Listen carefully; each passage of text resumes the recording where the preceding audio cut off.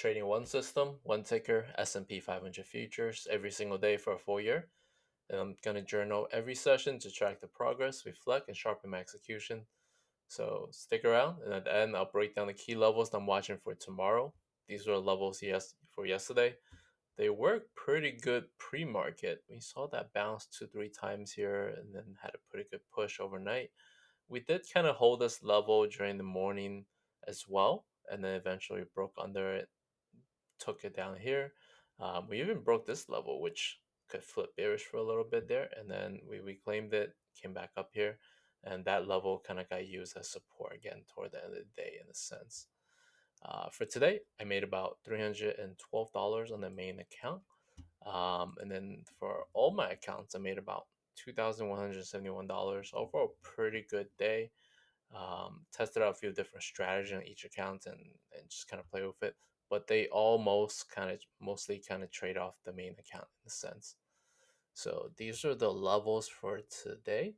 And then I'll share with you guys the signals that we had as well, um, based on our system. So 9:30, we had X7 buy signal. At 9:40, we had a small sell signal. 10:30, market structure had flipped bearish.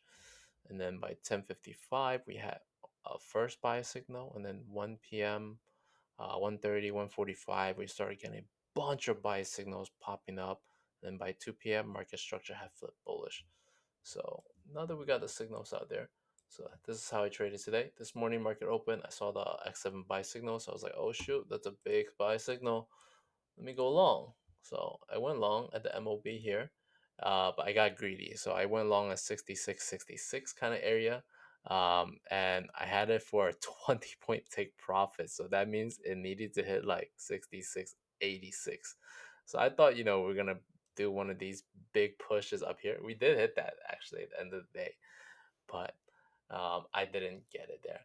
So we pushed up. I looked at it. I was like, "Oh man, this is too little profit. Let me get more." So I got greedy. I didn't exit here. And then we came back down, and I went long again over here. So I was like, "Oh, let me double down. Probably get a push up over here, and then I'll exit." But that didn't happen. We started breaking down, and we started losing it. So I was like, "Oh snap! Let me look for my exit now because this used to be our support, now is our resistance, right?" So then I started looking for exit at the MOB, our big yellow line. That didn't hit, so eventually I got the exit over here at 6665, which was a 1 point under, um, on one of them, and then some of them I took profit like somewhere around here. Or, well, not profit, I took a loss around 6663, and ended up losing about $180 around this early part of the day. So then from here, just took a break, didn't really trade the market and just kind of chill. And then came back around 1 p.m. to see what happened, and I started seeing all these signals pop up, and I was like, oh, market might flip bullish. So then I watch as things go. This is an interesting area here where I was watching the market move against the smallest moving average there. And it seems like we were going above it. So I was like, okay, we might flip bullish. So I see that push up here. So on this back test, I went long right before FOMC. And then FOMC happened, boom, big push. And I didn't make all that money. I just made some money from here, like somewhere from here to here. Kind of exited and then ended up shorting the top around here, 66. I started shorting around, I think, over here to over here. And then we rolled it back down to the MOB. And then when we came back down and then we came back up again, I shorted again over here in this top of the range here. This 66.75 area is kind of from the GAX levels today, and that's been playing out pretty good. And we can even see that hit at the end of the day. So overall, it was a pretty interesting day. But if you guys have been watching the market, you could perceive today as a big up and down move. And this is what I would do differently if I were you, if I had the chance to go back in time. All you have to do is this one simple thing where you're just marking these major levels, right?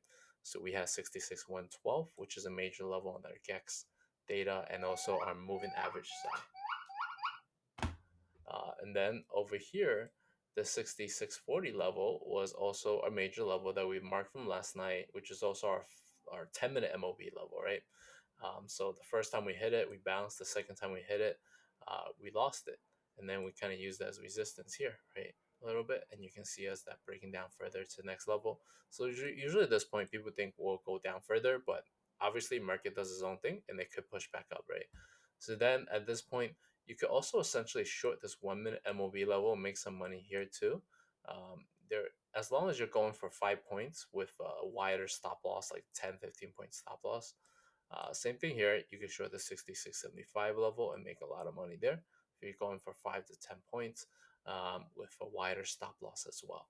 So you just got to be mindful of it. But a lot of the times, if you go and you study those FOMC dates, they're going to do big moves like this. So what that means is as long as you're buying in the right zones, like these major zones like here or here or here, as long as you're making the right plays in these major zones, you'll most likely make money. It's all about having the right entry and with enough stop loss, which could be 15 to 20 points, because you're expecting moves to be big and you're just looking for small profit. So I hope that was eventful. And as far as for tomorrow, levels we're looking for um, actually is a little different. It's 66.70 and 66.40. So we're going to move this down. 66.70 and 66.40. So these are going to be levels we're looking out for tomorrow.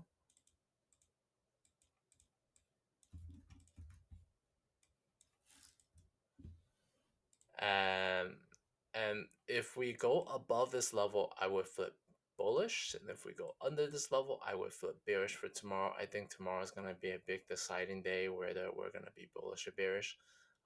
Right now, we're indecision right now. We can go any direction based on how overall market and how everyone else perceive the data of the Fed rate cuts. So far, they're saying they're going to do 3 FOMC rate cuts for this year. And if they do end up doing 3, that somewhat signals that hey, economy is not that good. So that's depending on how market digests that data tomorrow. So I hope that helps. Thank you for watching. Please give us a thumbs up and follow if you enjoyed this. Thank you.